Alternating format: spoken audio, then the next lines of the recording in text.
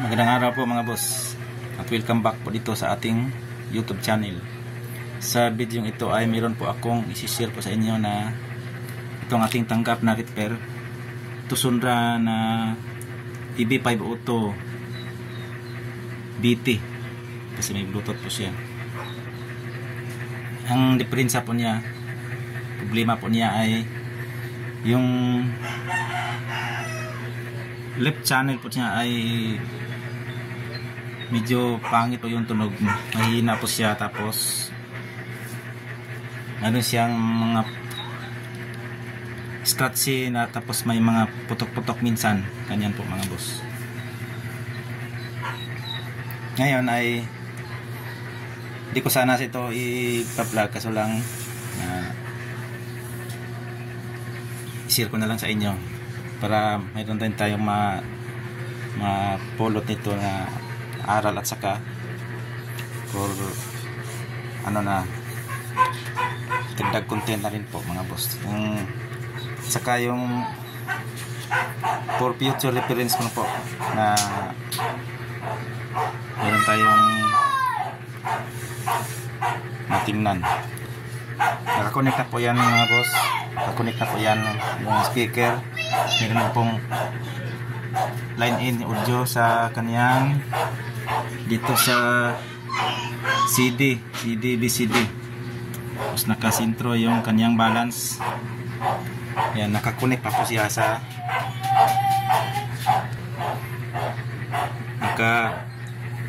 daan pa po siya mga boss dito sa ating test bag. At saka nakahanda na rin po yung ating Bluetooth na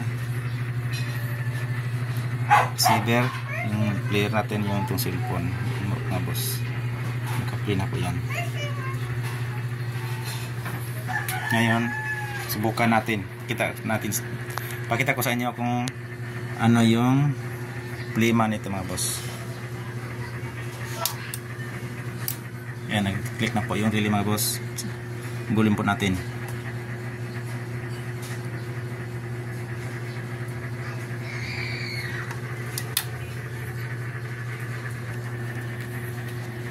Ito na po sa mga boss. Ito po yung right channel. Okay po yung right channel niya. Yan boss. Yung left channel po ay ganyan. Mahina po siya, tapos yan, mayroon siyang distorted po siya mga boss. Yan po.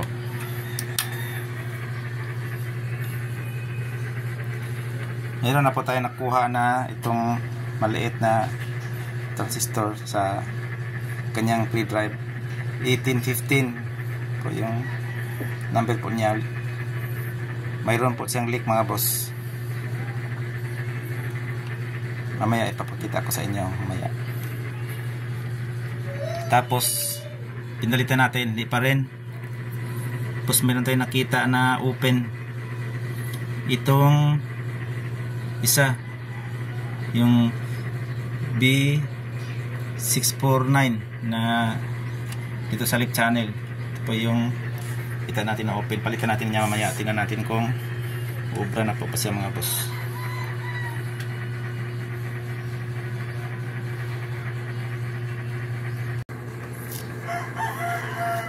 Ito po yung nakuha natin na leaking mga boss. Yung test step natin ay naka 100K po yan, naka high range.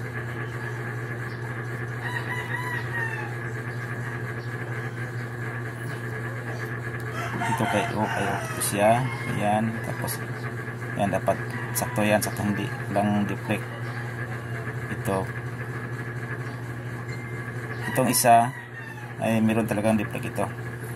Pag binaliktad wala. Tapos ito dapat baliktaran, wala pong deflection po yan mga boss. Sana wala po, lumataas na po yung leaking niya. Hindi ko na nakita ng kinumpir ko sa bago kasi na salpa ko na yung bago mga boss. At yung ganito na available na Isa lang po mga boss yung pinalit ko doon.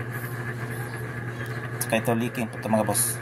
Yung isa naman na nakita natin ay open po yun.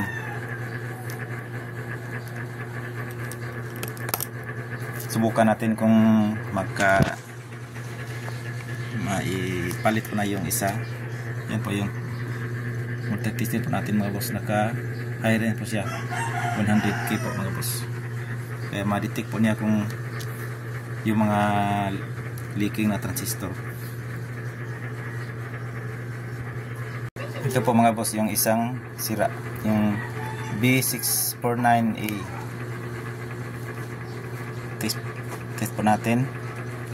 Naka high range po yung ating multi-tester mga boss. Yan. Tapos yan.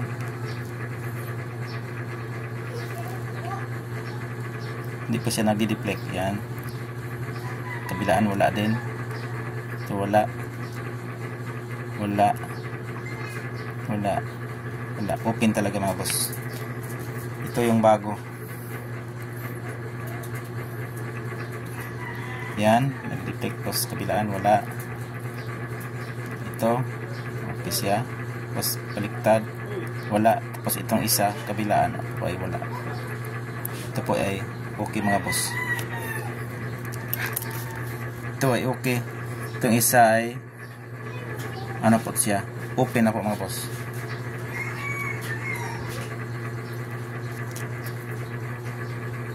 Ito po B649A.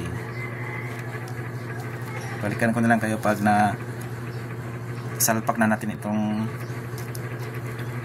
transistor, tapos test po natin mga boss. Ito po mga boss yung mga corroded sa likod ng board, itong sa tusundra mga boss, at kinuskos ko to isa-isa at